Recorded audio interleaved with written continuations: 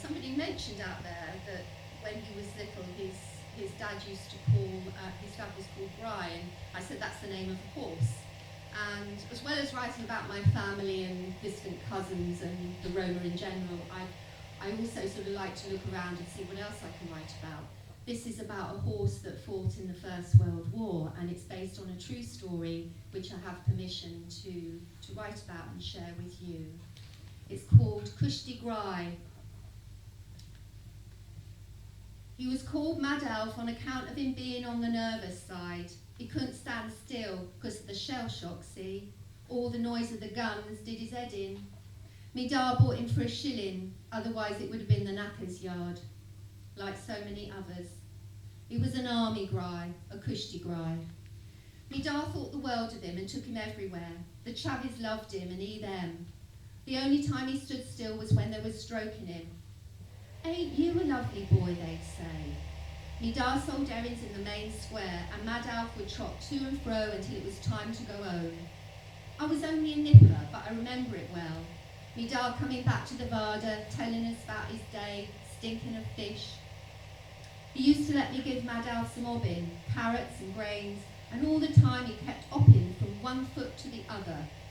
He was beautiful, though. When we settled for the Raddy, we'd hear a strange noise, a sort of screeching sound, high-pitched. Dal said, he's had it hard, he's done his bits. He must have been fricked to death going diddler on the battlefield, me Dar said. Then he tutted, put his head down so I couldn't see the tears. One day I heard someone crying. I went outside and saw me dad on the ground. His head bent down, one vast on the Grai's neck, the other on his back. Mad Alf lie mullered. The first time I ever saw a mullered Grai. No words for it. Dar made a wooden carving of Mad Alf, which took pride of place on the mantelpiece. He couldn't spell really, but he managed to write Mad Alf Alfral, Kushti Grai, Duval Parrotly Freno, which meant God bless my friend.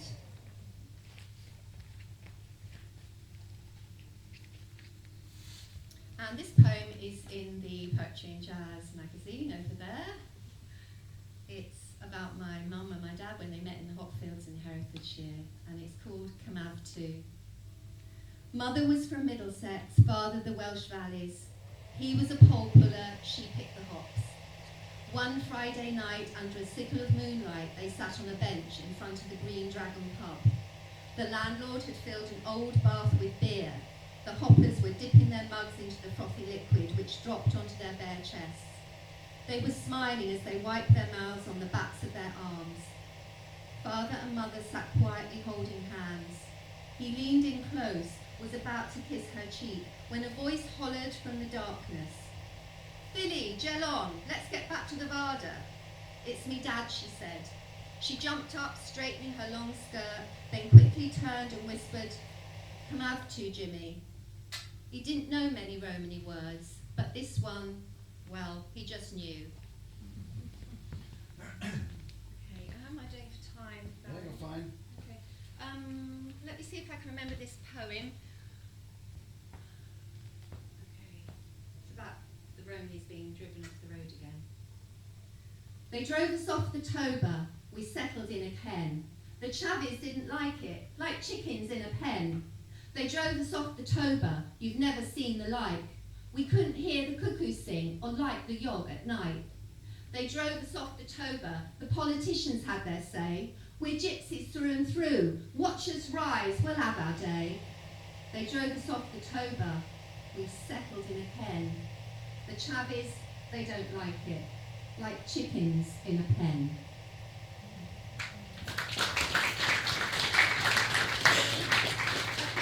I'm going to end my set with a poem which was recently published in Poetry Island Review, and it's about my grandfather who used to make, well, it was said he was the best peg maker in Kent, and I like to believe that, but he also made little wagons which he gave to members of his family, and this sort of prose poem just touches on the relationship that I had with him.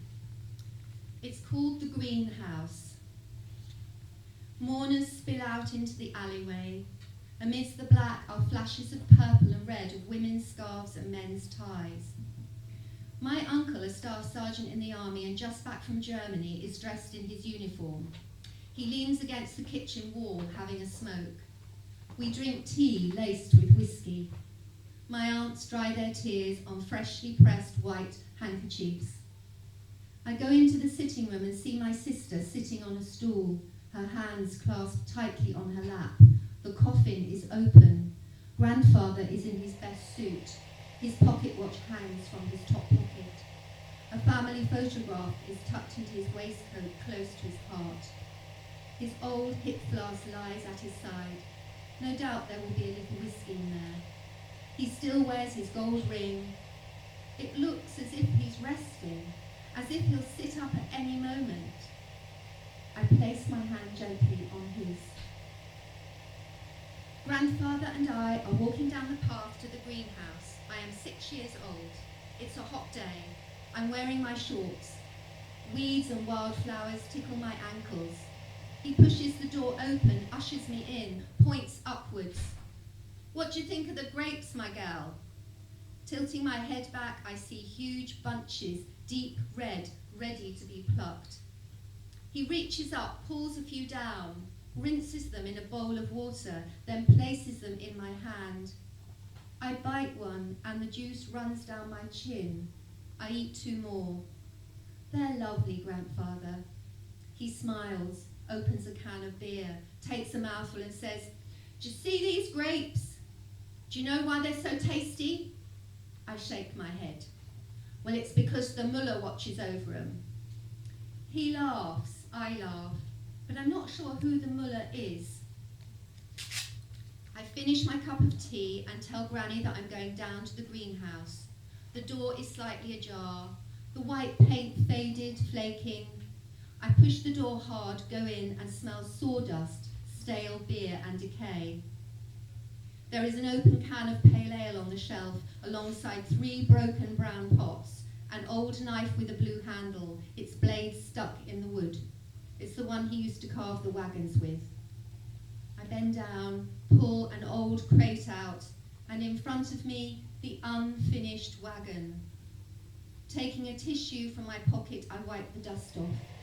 It's painted red, green and yellow. Tiny faded net curtains hang limply against the small windows. The front door has minute horseshoes attached to it. All the Romanys believe them to bring good luck. I would love to have this wagon. Before I leave, I look up to where the grapes used to grow in abundance. All that is left is a dried, tangled vine hanging loosely from the roof.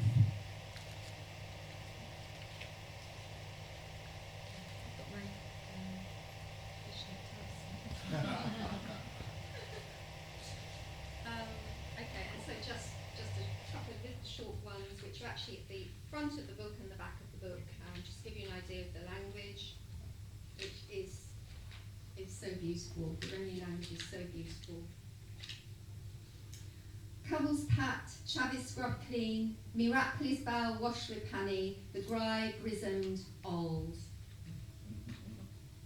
And the very last one in this book is Oak pray and gel on, dick the next atch in tan, a fellow chalpukas, kushti bok. Thank you.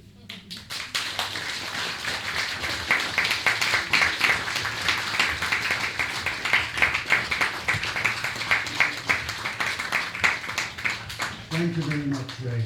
And Raine was mentioning her book and also Poetry and All That Jazz magazine. At the back of the room, there's a book table and all the poets reading today are represented. Most of them are in the Poetry and All That Jazz magazine. So why not take one home with you? Now, time for some more jazz from Charlotte.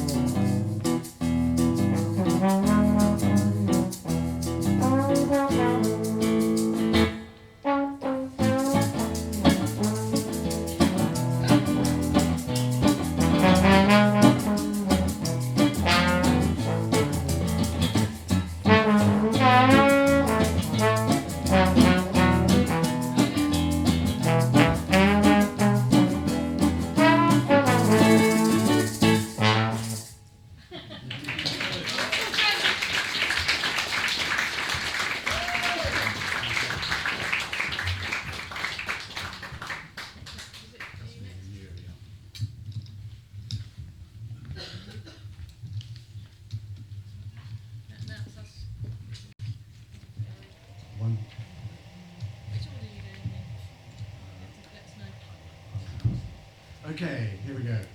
So let's just avoid a sagging microphone so that I don't have to go down with it. as it descends. So far we've had. Just to help you, Barry. Yeah. How about that? Oh, not too far. Not too far in my face. So far we've had jazz and poetry and then jazz. Now we're going to do them both together with the help of the band.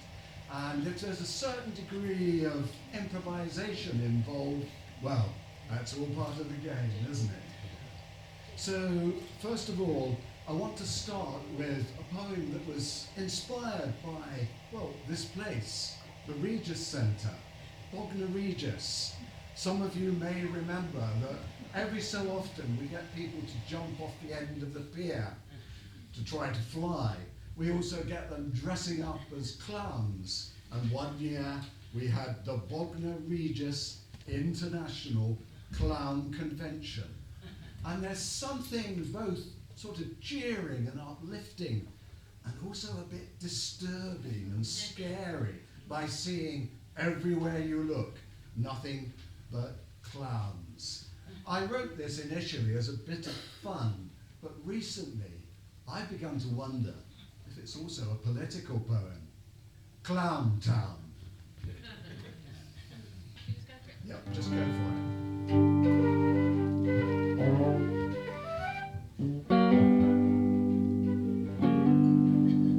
Ping pong noses, red as poppies, flat flapping feet like squashed sausages, stalking stilts, tapping, a family group of balloon-blowing, jolly jokesters, whose pancaked faces reveal crease upon crease of lived-in, laughed at, still laughing, line craters.